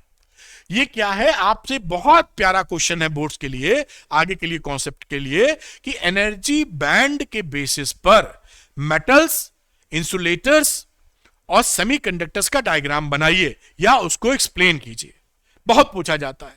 और आगे जो हम पढ़ेंगे, सेमीकंडक्टर इंट्रिंसिक, एक्सट्रिंसिक, उसमें भी 2 मॉडल से एक्सप्लेनेशन चलता है। एक मॉडल रहता है एनर्जी बैंड डायग्राम, ये जो पढ़ रहे हैं, और दूसरा मॉडल रहता है वैलेंस बॉन्ड थ्योरी।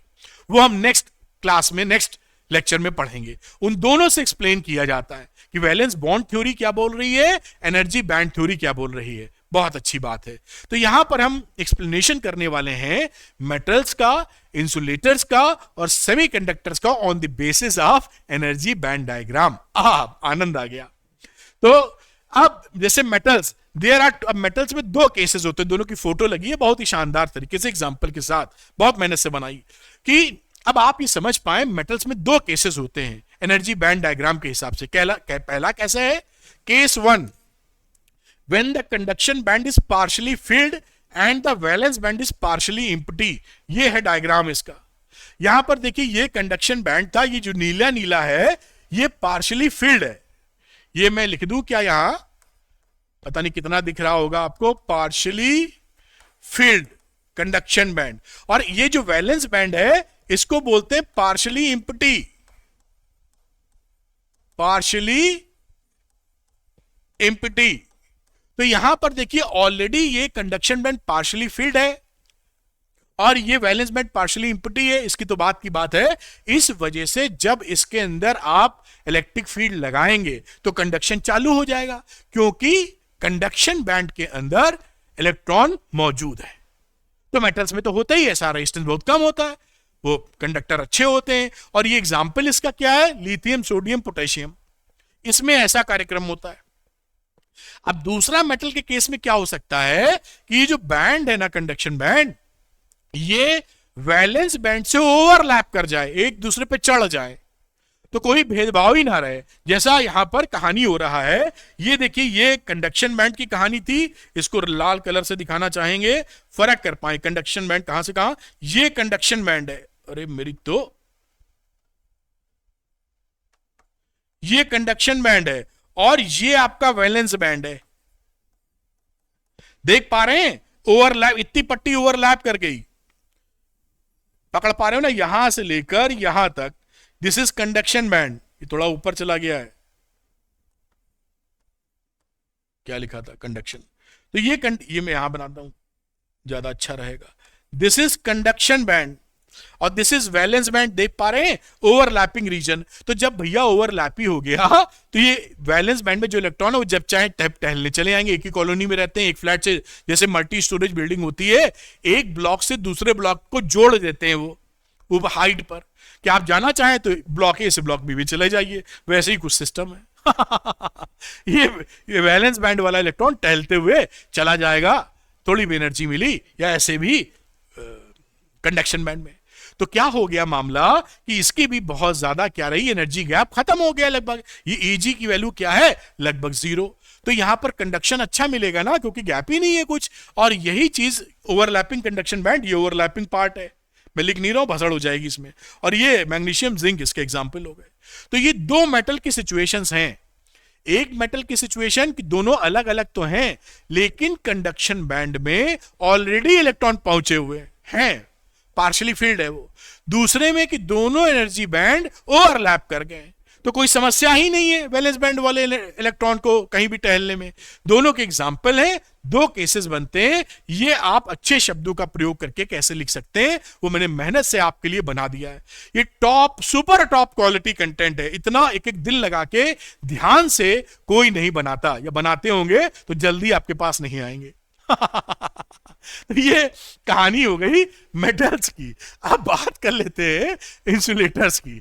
हम भी अपनी बड़ाई खुद किए जा रहे हैं, नहीं बड़ाई नहीं कर रहे हैं, ये इसके पीछे जो हार्डवर्क है अपना, कि आपको एकदम सरल कर दूं हलवा, उससे मैं एक्साइटमेंट में आ जाता हूं कि मैंने एक एक चीज ढूंढ के अच्छी तरीके से, कि ये बच्चा सोचेगा तो ये होगा, यहां ना कंफ्यूज हो, इसकी मैंने कोशिश की है कि कंफ्यूजन, क्योंकि हम जो पढ़ा रहे हैं ऑनलाइन, इसमें आप डाउट तो पूछ ही नहीं पाओगे। तो मेरा रोल क्या है कि मैं डाउट आने ही ना दूं, मैं इतना जोर लगा दूं कि आपका डाउट हो तो इतना कम हो कि वो खुद संभाल लें, या हो ही ना, तब तो मजा है। तो मेरी कोशिश रहती है डाउट फ्री सेशंस की। अगर आप ध्यानपूर्वक मेरी बातें सुनते चले जाएंगे, तो ये जो सीरीज है, इसमें कहीं भी डाउट आपका नहीं आएगा, और आएगा तो 0.001% आएगा। चलिए, तो दूसरी कहानी थी इंसुलेटर्स की भाई। अब ये इंसुलेटर पिक्चर में आ गए। यहां पर क्या कांड है, ये वैलेंस बैंड और एनर्जी कंडक्शन बैंड के बीच में एनर्जी गैप है, और कंडक्शन बैंड में कोई इलेक्ट्रॉन नहीं है। यहां पर ये ऐसे बनाया शेड सा, पता नहीं कैमरे में कितना शेड दिख रहा है, नो इलेक्ट्रॉन्स लिख देते हैं। कहां पर इलेक्ट्रॉन नहीं है, कंडक्शन बैंड लिखा हुआ है, ये कंडक्शन बैंड में ये लिखा तो हुआ है एम्प्टी कंडक्शन बैंड, और वैलेंस बैंड में इलेक्ट्रॉन है। लेकिन इनके बीच का जो गैप है, energy gap, energy band gap, 3 electron volt से ज्यादा है। यानी क्या मतलब हुआ कि यहां पर जो इलेक्ट्रॉन मौजूद होंगे, आप कितनी भी जोर, कितनी भी एनर्जी दे दें, ये इसको फांद नहीं पाएंगे। जैसे जू में जाते हैं ना, शेर देखने का बड़ा इंटरेस्ट रहता है, उसके और हमारे बीच में एक खाई जैसी बनाए रहते हैं, गैप। लखनऊ जू जाते हैं तो दिखता, कानपुर में भी दिखा था, हर जगह दिखता है, कि जैसे वो छलांग मार के, वो जंप करके आपकी तरफ ना आ पाए, तो वो कितना भी जोर लगाएगा उसमें गिर जाएगा खाई में, जो काफी 10, 15, 20 फीट गहरी होती है। आप समझ पा रहे हैं मेरी बात? तो ये गैप इतना ज्यादा हो गया इन इलेक्ट्रॉन्स के लिए कि इसको कितनी भी एनर्जी दे देंगे, ये आपका कंडक्शन बैंड में नहीं पहुंच पाएगा। जब कंडक्शन बैंड में नहीं पहुंच पाएगा, तो इलेक्ट्रिक फील्ड एक्सटर्नल लगाने पर इलेक्ट्रिसिटी नहीं जाएगी फ्लो, क्योंकि इलेक्ट्रिसिटी फ्लो तभी होगी जब इलेक्ट्रॉन कंडक्शन बैंड में हो। वो है नहीं, तो नो इलेक्ट्रिसिटी तो बन गया इंसुलेटर। जैसे एग्जांपल जहां तक डायमंड का मैंने लिखा था यहां, for example in case of diamond energy gap कितना होता है 6 इलेक्ट्रॉन वोल्ट। तो डायमंड में 3 इलेक्ट्रॉन वोल्ट से ज्यादा 6 कुछ भी कर लोगे इलेक्ट्रॉन जाते ही नहीं, इंसुलेटर बना रहता है। फिर ये ऐसी चीजों को हम बोलते हैं इंसुलेटर। तो अब आप ये समझ गए होंगे, ये डायग्राम बनाने को आते हैं और लिखने को भी आता है एग्जाम में, और कंपटीशन में ये पूछ लेते हैं। तो क्लैरिटी होनी जरूरी है, जो मैं सुपर क्लैरिटी आपको दे रहा हूं, एकदम बढ़िया। अब आखिरी चीज आती है सेमीकंडक्टर, जिसमें हम बड़े इंटरेस्टेड रहते हैं क्योंकि वही चैप्टर ही पढ़ रहे हैं। तो इसमें क्या रहता है कि कहानी ऐसी है कि इनका एनर्जी गैप जो है वो 3 इलेक्ट्रॉन वोल्ट से कम होता है।